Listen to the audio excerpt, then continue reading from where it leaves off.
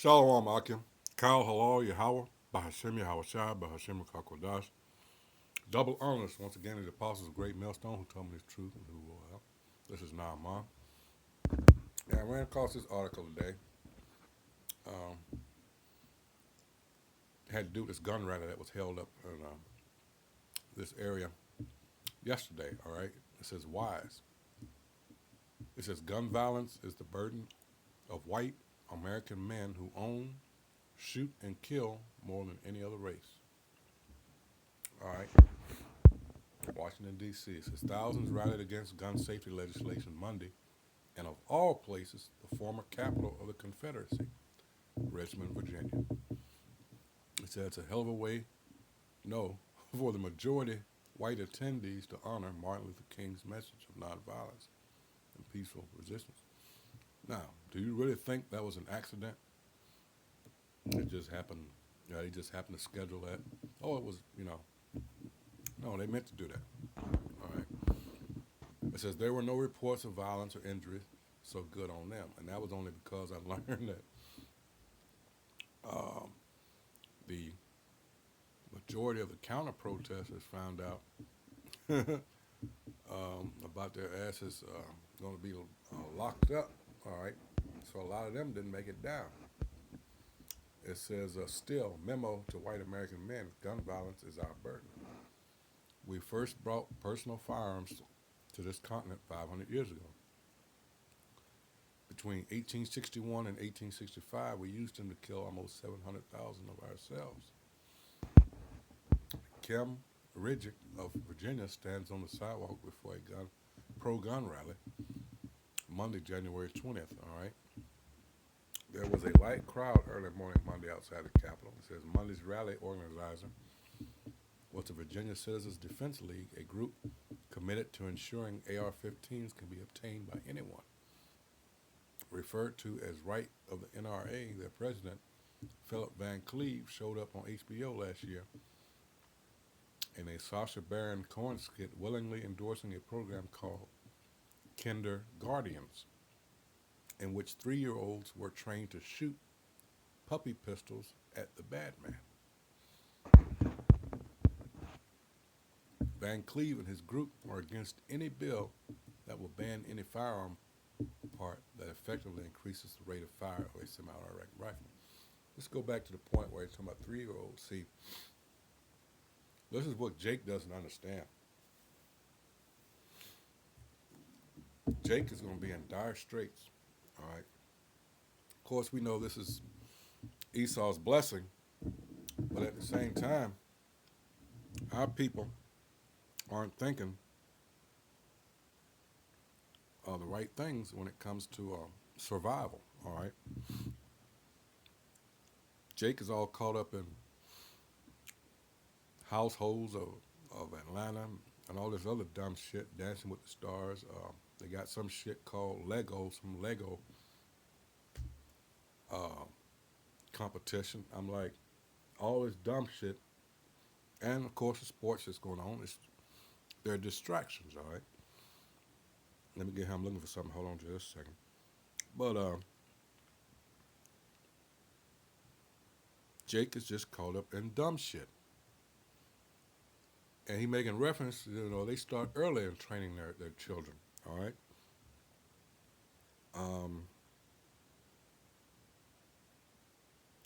Well, just 1 second here, hold on. All right, because he posted at the end of the day, give the children at least, a fighting chance. Let's get, let's see, 2 Samuel, was it 1 Samuel? Hold on.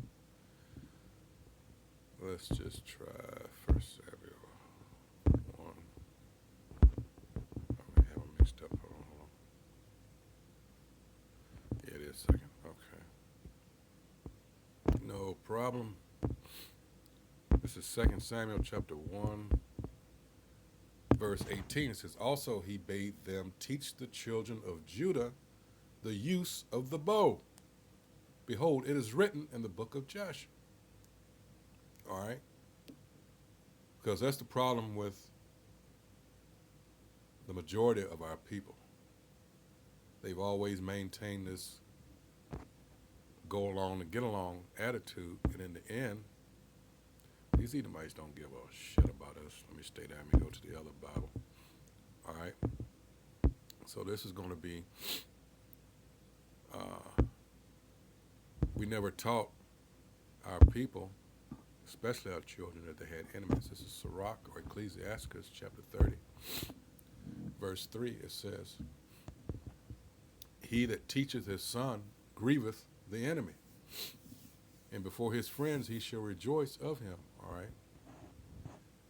And this whole chapter here is bad. All right. Specifically, the top portion. All right. Verse 1, "He that loveth his son causes him oft to feel a rod, that he may have joy of him in the end." All right. And this conflicts with what Esau wants. He wants the state to raise your kids so they can come out to be faggots and every other thing that's undesirable. All right. And through the woman, through our women, all right, this is Genesis 3rd chapter, all day, every day. All right, and there's several other scriptures. Through her, meaning the woman, we all die. All right.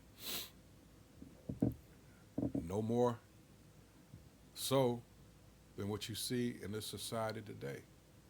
That's why they had to get the man out of the house. All right, let's go back to the article here. It says,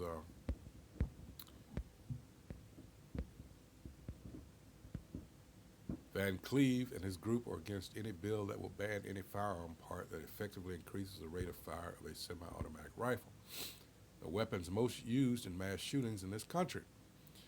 If you go by their Facebook photo, all 22 of the group's political action committee are white, and 18 of them are white males. There you go. All right. This is not liberal white guilt. It's right white shame. We started this bloodbath, and we allow it to continue. And when another man, most likely white, opens fire and kills more of our loved ones, we steel ourselves. All right.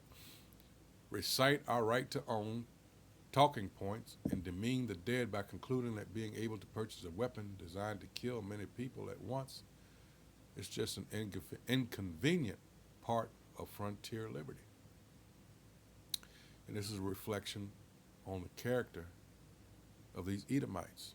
Again, this is just frontier liberty / justice, all right, with the illusion of some sort of system, so-called criminal justice system, all right.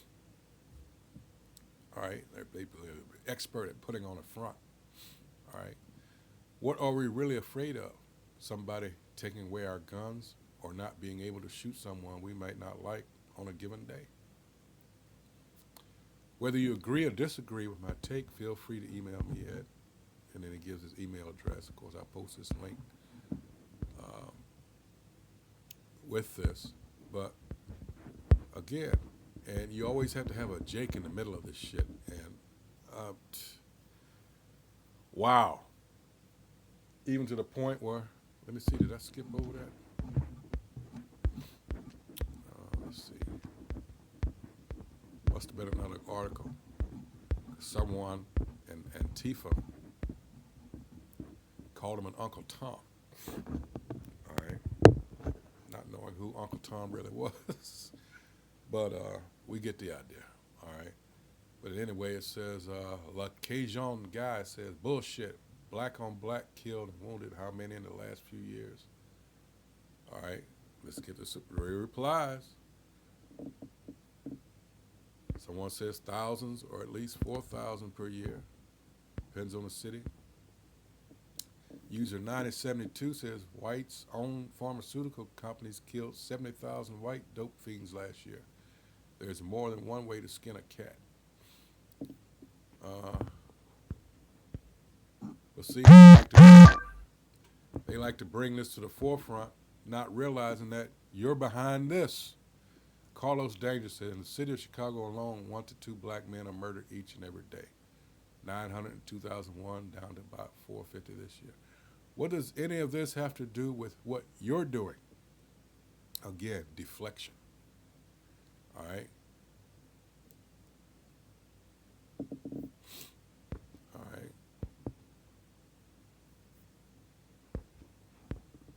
Let's see.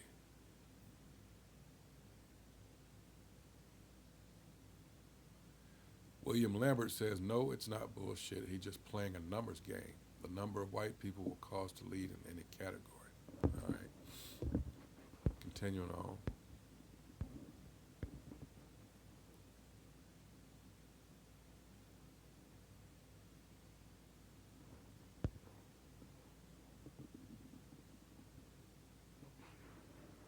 Let's see. Going back more.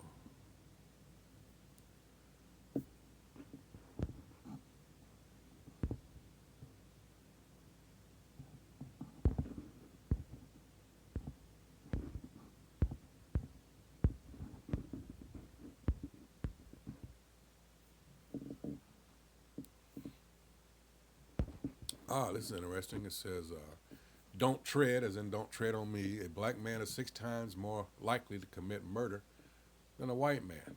FBI.gov. Really? Clint Brown, the FBI is 100 times more likely to kill a black leader than anybody. History has proven this true. Oh, John Lewis at Clint Brown. Well, that's good. Offended much at Clint Brown. Name some with factual evidence, not conspiracy theories. Clint Brown comes back, orchestrated by the FBI. Fred Hampton, Malcolm X, Martin Luther King. There's more under J. Edgar Hoover.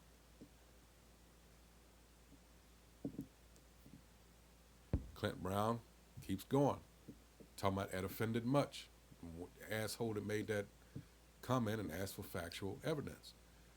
It says all were under tight FBI surveillance at the time of the killings. If they could have stopped it and didn't, it's still on the FBI. Good point.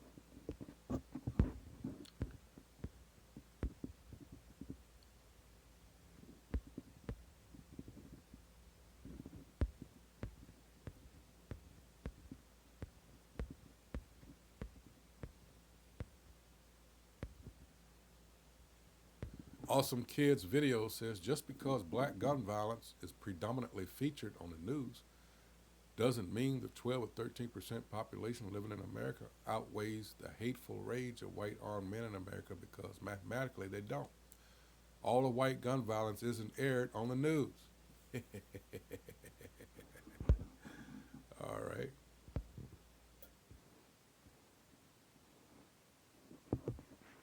Yep.